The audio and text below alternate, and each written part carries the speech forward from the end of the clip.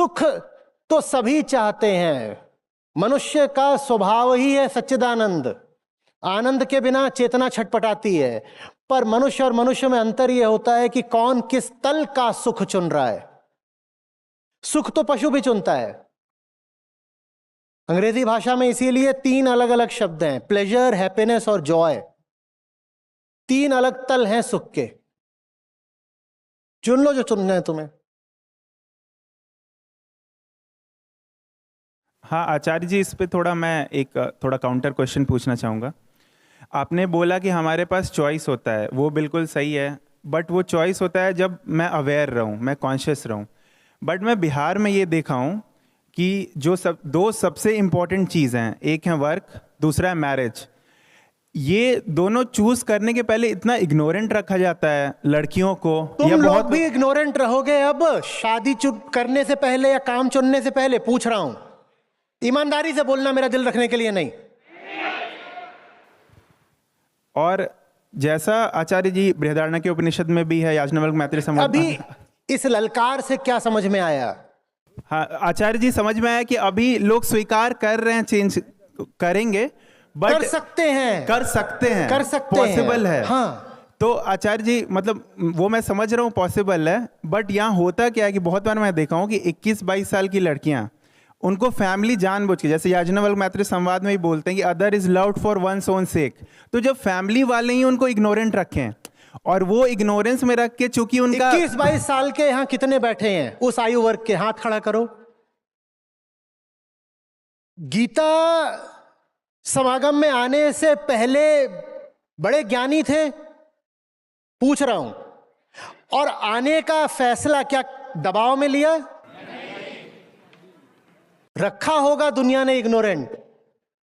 जागृत होना अपना चुनाव होता है ना, तुमने वो चुनाव करा ना, तो करा जा सकता है वो चुनाव। और आचार्य जी, आपके इंस्पिरेशन से अभी मैं गांधी रिसर्च फाउंडेशन में एज अ कंसल्टेंट भी काम कर रहा हूँ, और मैं स्कूल लेवल पे लाइफ एजुकेशन को इंट्रोड्यूस करने का भी कोशिश कर रहा हूँ, और उनके जो एजुकेशनल आउटकम्स हैं उनको भी बेटर करने की कोशिश कर रहा हूँ कि टियर 2 सिटीज़ में जो एजुकेशनल आउटकम्स हैं वो उतने अच्छे नहीं हैं। और कोई चारा भी नहीं है। देखो, जगत तो संयोगिक है, प्रकृति का, ब्रह्मांड का तंत्र इतना विशाल है कि उसमें क्या होता है, कब होता है, क्यों होता है, इसका कोई हिसाब ही नहीं रखा जा सकता। हम यहां बैठे बात कर रहे हैं, अभी भूकंप आ सकता है, बिल्कुल आ सकता है।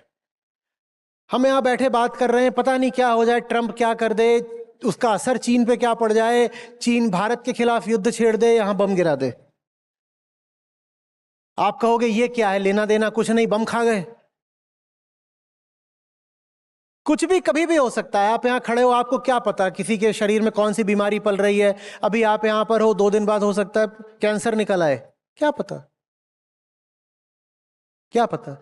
तो आप जितना गिनाओगे बाहर के हालात, उतनी गिनती अभी बाकी रह जाएगी। जितना गिनाओगे कम है, अभी और भी बहुत कुछ हो सकता है, अनुकूल प्रतिकूल, अनुकूल प्रतिकूल, संयोग संयोग, गिनते रहो, क्या मिलेगा।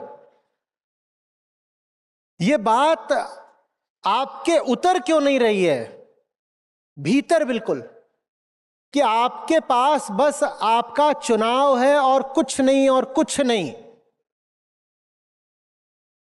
मत बताओ कि कितना कोहरा है घना, देखो कि अब तुम्हें क्या करना है। शिकायत करने से, रोने से, ये करने से, ये बताने से क्या हो जाएगा। और जिंदगी तो कटने की चीज है, जिंदगी काटने के लिए इससे सुंदर कोई बहाना मिल सकता है क्या कि किसी सार्थक संघर्ष में कट गई, पता भी नहीं चला कब कट गई।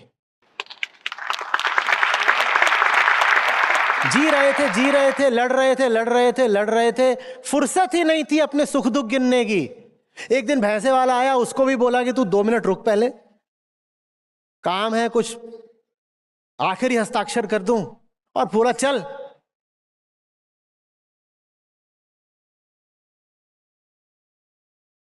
और किस लिए परेशान हो? इसीलिए तो कि जिंदगी में दुख न रहे, इसीलिए परेशान हो ना। हाँ, तो चुन लो कोई सार्थक संघर्ष, दुख होगा भी तो दुख को भाव देने की फुर्सत नहीं मिलेगी। है दुख, पर दुख की तरफ देखने की फुर्सत ही नहीं है। दुख तो बहुत है, पर दुख के बारे में सोचे कौन? काम बहुत है, और काम ऐसा है कि हम जानते हैं कि आवश्यक है। युद्ध ऐसा है कि जिससे एक पल के लिए पीछे नहीं हट सकते। अब कौन गिने कि कितना दुख है? होगा होगा पड़ा रहे। और कौन गिने कि कितना सुख है? सुख भी आता है, संयोग है दोनों। आचार्य जी, एक छोटी सी बात और बोलना चाहूँगा आपको। बिहार में कोचिंग इंडस्ट्री बहुत ही मजबूत है। यहाँ पे 4th 5th से बच्चे आईटी वगैरह की तैयारी करने लगते हैं। तो आपके थ्रू मैं चाहता हूँ आचार्य जी कि आप यहाँ के पेरेंट्स को संदेश दें कि लाइफ में लाइफ एजुकेशन भी उतना ही इम्पोर्टेंट है, और उसको वो लोग ना थोड़े खुले विचार से अडॉप्ट करें। इनको संदेश की जरूरत ही नहीं है, इनके सामने मैं खड़ा हूं। क्या जिन चीजों की कोचिंग होती है उन्हीं को छोड़ के तो आपके सामने और आपके बीच खड़ा हूं। काहे की कोचिंग करती हो? इसी चीज की तो, आईआईटी की, आईआईएम की, यूपीएससी की, इसी की तो करते हो। तो अब मैं अलग से संदेश क्या दूं? ये जो यहां खड़ा हूं यही संदेश है। बहुत बहुत धन्यवाद आचार्य जी।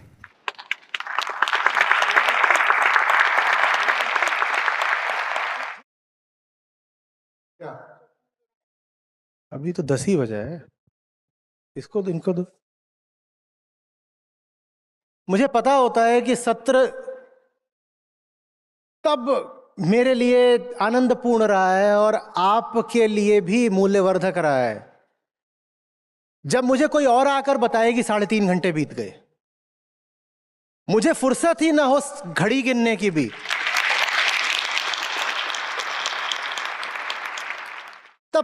तब आश्वस्ति रहती है कि आज जो हुआ उसमें मेरे लिए आनंद और आपके लिए मूल्य था। हाँ, पता ही नहीं चला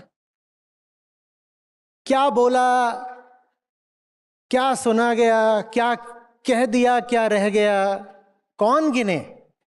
जो भी बात थी वो हार्दिक थी। हृदय समय का उल्लंघन कर जाता है, घड़ी पीछे टिक टिक कर रही होगी, हमें नहीं पता चला। अगर 3 घंटे ऐसे गुजारे जा सकते हैं तो पूरी जिंदगी ऐसी क्यों नहीं गुजारी जा सकती?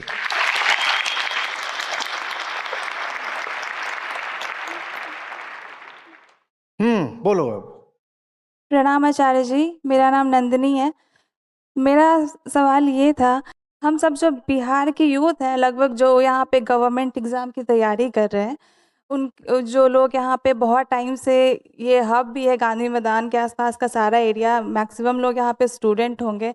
सर, सब लोग यहाँ पे मैक्सिमम गवर्नमेंट एग्ज़ाम का तैयारी कर रहे हैं, और हम लोग के पास और कोई ऑप्शन इसलिए भी नहीं है क्योंकि इस समय हम लोग जब अपने 20s 30s में मतलब तैयारी कर रहे थे, उस समय इतना एजुकेशन सिस्टम इतना अपडेटेड नहीं था जितना अभी ऑप्शंस हैं। हमारे जो 11 12th के बच्चे लोग हैं उन लोग के पास अभी ऑप्शन है, बट जब हम लोग तैयारी कर रहे थे और पढ़ रहे थे अंडर ग्रेजुएट्स लोग, तो उतना ऑप्शन नहीं था सर। तो हम लोग के पास कोई ऑप्शन नहीं बचता है सिवाय गवर्नमेंट एग्ज़ाम की तैयारी करने के लिए कि हम लोग आगे का फ्यूचर क्या होगा। हमारे पेरेंट्स के भी मन में वही है, चाहे लड़की हो चाहे लड़का, गवर्नमेंट एग्ज़ाम की तैयारी करो। बिहार यूपी में रिलेटिवली ये ज़्यादा है, और इसके चक्कर में यहाँ के यूथ सर बहुत टाइम अपना वेस्ट कर चुके हैं, और हमारे पास कोई ऑप्शंस भी नहीं है। कोई बीबीएस ऑप्शंस नहीं है, बड़ी मजबूरी है सर हम लोग के पास कोई टेक्निकल डिग्री नहीं रही, जिस कारण से अभी अगर यदि कोई नया स्टार्ट करे कुछ नया कोर्स करने का, तो सर इतना सपोर्ट भी नहीं मिलता है घर से कि आप कुछ इतना पैसा लगा के कोई टेक्निकल आप डिग्री कैसी मिले। बातें कर रहे हो? आपको क्या ईमानदारी से ये नहीं पूछना चाहिए कि कहीं ऐसा तो नहीं कि दूसरे विकल्प हैं, पर हमारे दिमाग में कुछ ऐसा बैठा है जो उन दूसरे विकल्पों को स्वीकार नहीं करना चाहता? मैं पूछ रहा हूँ, मुझे नहीं मालूम, मैं तो पूछ रहा हूँ। बेशक है सर ये, लेकिन है माइंडसेट की गवर्नमेंट एग्जाम के तो लिए ये ही बोलो ना कि माइंडसेट है, ये मत बोलो मजबूरी है। माइंडसेट है माने फिर तो चुनाव है अपना, आप कुछ भी चुन सकते हो, उसमें कोई क्या करेगा। सर यहाँ पे है ये चीज, ज्यादा लोग बीपीएससी तो यूपीएससी हम की उसकी तरफ, बात करेंगे ना कि ज्यादा लोग यूपीएससी यूपीएससी क्यों कर रहे हैं, वो है प्रश्न ना। यही प्रश्न है हाँ, सर। कि वहां ऐसा क्या मिलता है जो बाकी विकल्पों को ठुकरा के सरकारी परीक्षा के लिए 10-10 साल भी लगाने को तैयार है। क्या मिलता होगा ऐसा?